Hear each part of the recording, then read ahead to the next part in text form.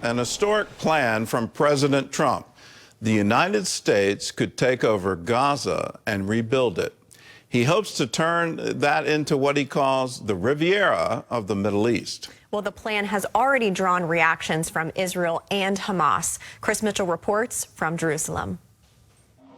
President Trump greeted Prime Minister Netanyahu at the White House in what became a day of stunning changes for Israel and the region. At a joint press conference with Netanyahu, Trump made his surprising announcement.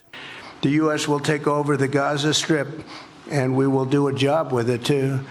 We'll own it and be responsible for dismantling all of the dangerous unexploded bombs and other weapons on the site. Do something different. Just can't go back. If you go back, it's going to end up the same way it has for 100 years. A Hamas spokesman slammed the American racist stance, saying its aim is displacing our people and eliminating our cause. But one Israeli leader called the idea a miracle. An opposition leader, Benny Gantz, called Trump's initiative creative and original thinking. Trump says the situation presents a rare opportunity. We have an opportunity to do something that could be phenomenal. And I don't want to be cute, I don't want to be a wise guy, but the Riviera of the Middle East. This could be so magnificent. But more importantly than that is the people that have been absolutely destroyed that live there now can live in peace in a much better situation because they're living in hell. Trump also making another important statement, saying he'll make an announcement in 4 weeks about annexing the biblical lands of Judea and Samaria, commonly known as the West Bank. Declaring sovereignty over Israel's biblical heartland is a move many Israelis would welcome. While both leaders looked ahead to the future, Prime Minister Netanyahu maintained Israel's war goals against Hamas remain the same during the current ceasefire. But as we discussed, Mr. President, to secure our future and bring peace to our region, we have to finish the job. In Gaza, Israel has 3 goals. Destroy Hamas's military and governing capabilities, secure the release of all of our hostages, and ensure that Gaza never again poses a threat to Israel. Trump also announced other major actions. He signed an executive order reinstating maximum pressure on Iran, saying Iran can never be allowed to have a nuclear weapon. He signed an executive order banning U.S. funds for the United Nations Relief and Works Agency and withdrew the U.S. from the UN Human Rights Council. But Trump's plan to take over Gaza remains an historic proposal that is already having a major impact here in Israel and throughout the Middle East. Chris Mitchell, CBN News, Jerusalem. Well, CBN's Kelly Wright is with us now from the White House. Well, Kelly, the word I've got is gobsmacked. I just can't, I had no idea that this would even be possible. Were you surprised to hear the president say the U.S. would take over Gaza? Gordon, to be fully transparent and honest, I was not surprised. In a very candid way, the president sort of telegraphed his evening bombshell message to the world during an Oval Office meeting that he held with reporters yesterday before meeting with Prime Minister Bibi Netanyahu. What he stated was that something had to be done about the Palestinian issue and about Gaza. And at that specific conference with a pool of reporters, he even stated then that we must deal with Hamas, we must deal with Gaza. Gaza is too uninhabitable because of explosive ordinances that have not been exploded and they're still there, buildings that are like rubble that could fall down on people. So he said something has to be done. So when he made his full-throated plan last night, it came as no surprise to me. Yet in the room that was packed with reporters from Israel as well as the United States, you could hear a gasp that he was being that bold to set forth this plan. Well, let's just talk about what's going to happen to the Gazans as the rebuilding effort happens. So far, Jordan and Egypt are saying no to some kind of resettlement plan for them. Where are they going to live during the rebuilding? Well, he was asked that question last night, and of course, a lot of his critics are saying, where are you going to put the Palestinian people during this rebuilding that may take years, Gordon, in order to accomplish, especially if they're going to make it a place where people can be profitable and live in peace. And so we don't know at this particular point in time. He did say that he's still talking to Egypt and Jordan, and he anticipates that with some discussion, they may be a little bit against it now, but he believes that, I suppose, going back to his art of the deal, that he'll be able to persuade them to do something to help the Palestinian people. Going forward, as you know, he'll face a lot of criticism, but he has definitely disrupted diplomatic circles, and he's disrupted the Arab world to start thinking about this. And some people looking at the president are saying that it's out of the box thinking, but it's a fresh idea, it's a bold idea, and just might help bring peace to the Middle East. Well, Kelly, thanks for the insight, and thanks for reporting from the White House.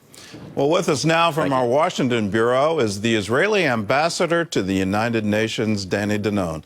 Welcome back to the 700 Club, Ambassador. Thank you for having me again, Gordon. Give us your perspective. What's the Israelis' perspective on the president's Gaza plan? Well, first, we are grateful for President Trump for receiving Prime Minister Netanyahu as the first foreign leader to enter the White House. It showed the strength of the bond between the U.S. and Israel, and we have been waiting for that. And, you know, when we heard the president speaking about his vision, we realized that there is a leader, a strong leader with a vision who thinks out of the box. You know, for years, people repeated failed assumptions, and here comes a leader who is not afraid from criticism or from the public opinion and said exactly what he thinks should be happened. We welcome it. We think that's what we need in the Middle East, a new approach for peace. Well, I just have to say, the American would absolutely need Israeli help on this. Is Israel willing to do that? Any other countries, would they be involved? Well, you know, we will support the U.S. You know, we are strong allies of the U.S. I want to remind you that we haven't completed the mission in Gaza. We have to bring back all the hostages, and we have to eliminate Hamas. So we will continue with those missions, and I think they will serve the vision of the president, because no one can imagine that Hamas will stay there.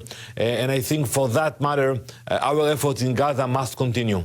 Well, I agree. The first and foremost, the hostages have to be released and returned home. And I can't imagine a world where Hamas is still in control of Gaza. That is just unacceptable.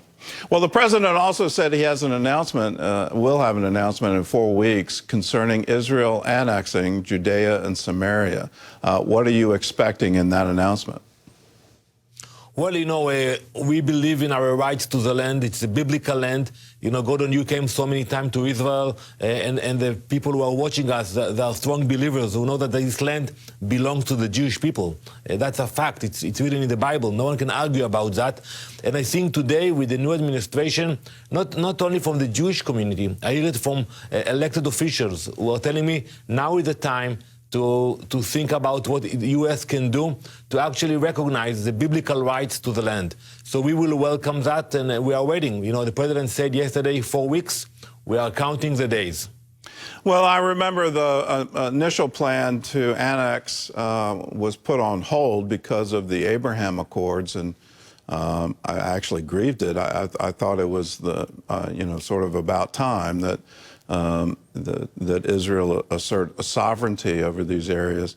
So I look forward to it as to what the plan was going to be. Do these developments, I know this is a really big question, but it's been put forward that there shouldn't be a two-state solution anymore. There should be a one-state solution. So if the United States takes Gaza, rebuilds it into some Riviera of the Mediterranean, then okay. But for the remainder of the West Bank and the Palestinian cause, should that all now be one Jewish state? So no one speaks about a two-state solution today. After October 7th, you know, we realize that there is no viability. You know, once you actually allow Hamas to stay in power, we saw what they are capable of doing. So I think today, majority of Israelis are not there, are not even discussing the idea of a two-state solution. And I think basically, you have Jewish communities in Judea and Samaria that will stay there. They are not going anywhere. And with the new vision for Gaza, there's an opportunity for a better life for the Palestinians themselves. So many countries, and I'm at the UN now, going on for my second term, and I've heard hundreds of speeches. They all speak about the Palestinian cause, but they're not doing much. So now they have an opportunity to actually do something and support the Palestinians in Gaza, and not just to blame Israel for everything. Let's talk about the UN. I've said for years now that UNRWA should go away. And now that the U.S. once again is banning U.S. funding for UNRWA, should that organization just be dissolved? Absolutely. Sooner the better. We proved that this organization allowed Hamas to infiltrate, to take over. I even showed at the UN a video of an UNRWA employee who entered Israel on October 7th, kidnapped Israelis, and when he came back to Gaza, he received a paycheck from UNRWA. And you know who paid for UNRWA? All those countries who donated their funds. And I think yesterday the president made it clear that the U.S. will not continue to fund UNRWA anymore. And I believe that more countries will join the U.S. and will not allow UNRWA to continue. It's about time that UNRWA will not exist. Well, we appreciate you, Ambassador. You definitely are Daniel in the lion's den at the UN, and may you continue to have unusual wisdom and unusual insight, just like Daniel did. We're with you, and we're praying for you. Thanks so much for being with us. Thank you, Gordon. God bless you. Thank you. In all the turmoil there is in the world today, there is a source of absolute truth that will guide you. Transform your life through God's Word, CBN's newest study guide. You'll also receive insightful teaching from Gordon Robertson, plus access to Regent University's online course. You'll have all the information you need to guide your life.